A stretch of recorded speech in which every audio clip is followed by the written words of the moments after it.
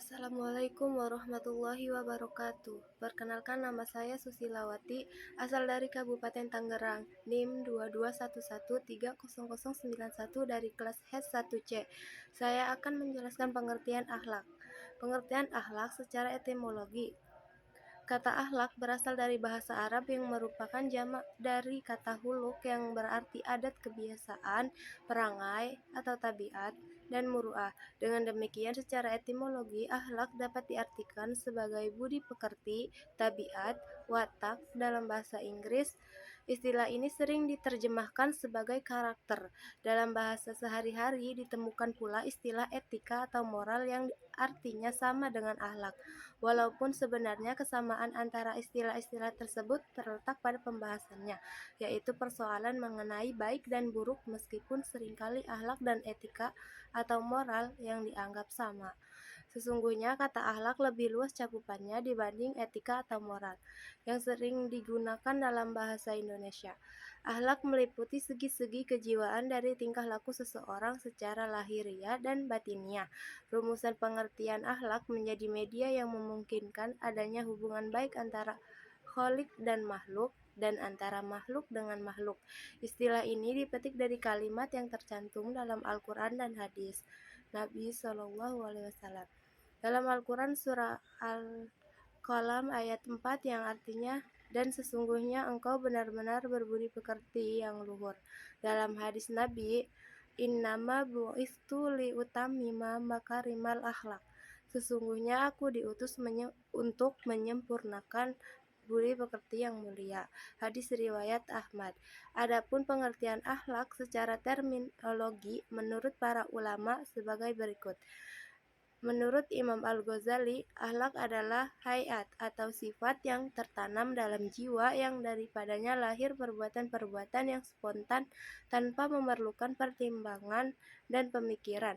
Maka jika sifat tersebut melahirkan suatu tindakan yang terpuji, menurut ketentuan akal dan norma agama, ia dinamakan akhlak yang baik. Tetapi jika ia menimbulkan tindakan yang jahat, maka ia dinamakan akhlak yang buruk. Lalu, menurut Muhyiddin Ibnu Arabi, keadaan jiwa seseorang yang mendorong manusia untuk berbuat tanpa melalui pertimbangan dan pilihan terlebih dahulu. Keadaan tersebut pada seseorang boleh jadi merupakan tabiat atau bawaan, dan boleh jadi juga merupakan kebiasaan melalui latihan dan perjuangan. Menurut Dr. Ahmad Muhammad Al-Hufi, akhlak adalah adat yang dengan sengaja dikehendaki keberadaannya. Dengan kata lain, akhlak adalah azimah, kemauan yang kuat tentang sesuatu yang dilakukan berulang-ulang, sehingga menjadi adat kebiasaan yang mengarah kepada kebaikan atau keburukan. Adapun definisi akhlak adalah suatu keadaan yang melekat pada jiwa seseorang, yang darinya akan lahir perbuatan-perbuatan secara spontan, tanpa melalui proses pemikiran, pertimbangan, atau penelitian. Jika keadaan tersebut melahirkan perbuatan yang terpuji, menurut pandangan akal dan syariat Islam, ia adalah akhlak yang baik. Namun jika keadaan tersebut melahirkan perbuatan yang buruk dan tercela, ia adalah akhlak yang buruk. Dari beberapa definisi di atas menjadi jelas bahwa akhlak sesungguhnya berasal dari kondisi mental yang telah tertanam kuat dalam jiwa seseorang. Ia telah menjadi kebiasaan sehingga ketika akan melakukan perbuatan tersebut, seseorang tidak perlu lagi memikirkannya, bahkan seolah perbuatan tersebut telah menjadi gerak refleks.